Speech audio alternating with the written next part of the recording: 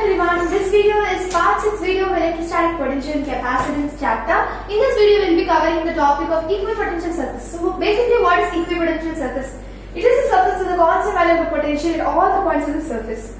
So here, we know one formula. What is potential? Kq by R, right? If R is constant, V will be constant. That is what they say. If the distance is same, potential will be same at all the surface. That is what is equipotential surface. Potential will be same at all the surface, right? So throughout the surface.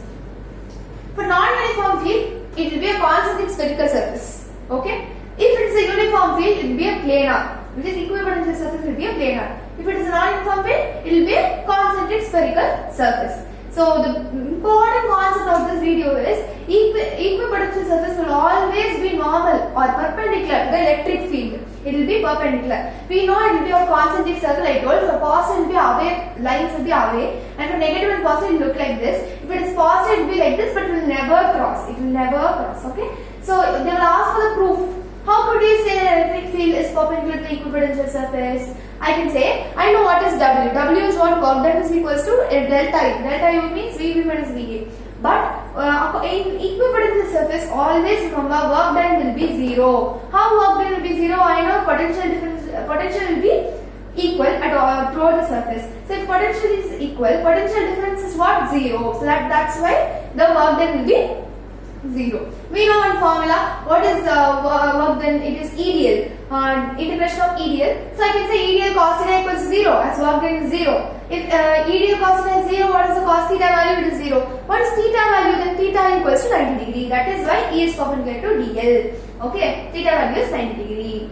So always remember, we know one concept, that is if this is one surface, okay, if this is one surface, if I am going to take, if it is not, I can say, what will happen if it is not perpendicular, if it is inclined? It will have two components, okay, and the electric field will be like this, it will be opposite to this, it will be a non-zero component. If it is a non-zero component, the work done should be 0. But what we are getting, it has to be a non-zero component. This is contradictory to the idea of ours, right? So if it is contradictory, we can prove that the potential will be different. So if the potential difference will exist, that is here one potential will be there, here one potential will be there, and the potential difference, if it is existing, it is not at all an equipotential surface. How can I say it to be equipotential surface? So always in an equipotential surface, electric field will be perpendicular. That is what we have to remember. The next concept is relation between the field and the potential.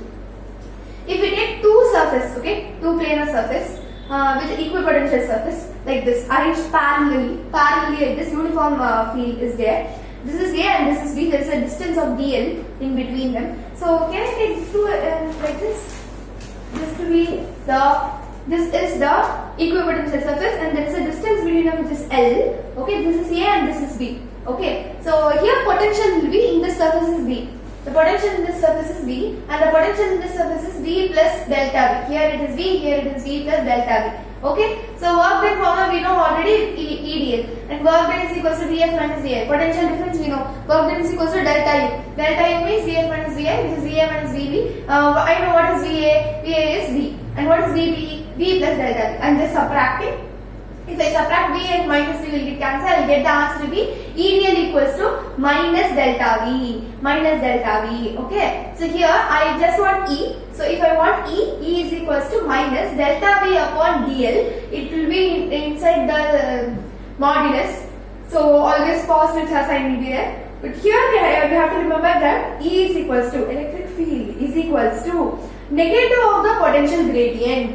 E is always negative of the potential gradient minus delta V upon delta L, negative of the potential gradient. If I am taking the delta L value to be 1, what will be the value? E is equals to V. Okay, E is equals to delta V. I will get E equals to delta V. What does the negative sign indicate? Negative sign indicates the direction of the electric field is a direction of the decreasing field, that is the steepest.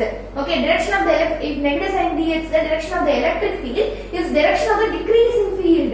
Direction of the electric field is direction of the decreasing field, which is it is the steepest. Here we know already E and DL are perpendicular. So I can say E is the potential. E is the negative of the potential gradient. So what is potential gradient? Potential gradient means change in magnitude. See, change in magnitude of potential per unit change in displacement perpendicular to the equipotential surface. So let me recap this relation between the field and potential again. The two surfaces are the equipotential surface separated by the distance L. They are placed parallel to each other. Where in A the potential is V and where in B the potential is V plus delta V. Work done formula is EDL. We can also say work done to be delta U, which means VF minus VA. VI, which is VA minus VB, which is again V minus of V plus delta V, which is EDL equals to minus delta V. E means minus of delta V upon dl, which is inside the modulus. So now I got E is equals to minus delta V by delta L, which is the negative of the potential gradient. Delta L value is 1. Negative sign is the direction of the electric field. Indicates the negative sign indicates the direction of the electric field is the direction of the decreasing field, which is steepest. And E is equals to delta V. E is the modulus of potential, E and dl are perpendicular, and E is the negative potential gradient is what I found. Electric field is the negative potential gradient. This is the final derivation of the relation between the field and the potential. I found the relation between the field and the potential. E is equals to minus potential gradient, not potential gradient. Got it? So change in the magnitude of potential per unit length. Okay. Remember, E is equals to potential. But E is equals to minus potential gradient. So the change in what is potential gradient? Change in the magnitude of potential per unit. Change in the length displacement. Displacement is perpendicular to the equipotential surface. This is what's all about the equipotential surface. In next video we'll be seeing about the that's in part 7 video we'll be seeing about the next concept, which is NCERT. So until then, please do support our channel. So bye.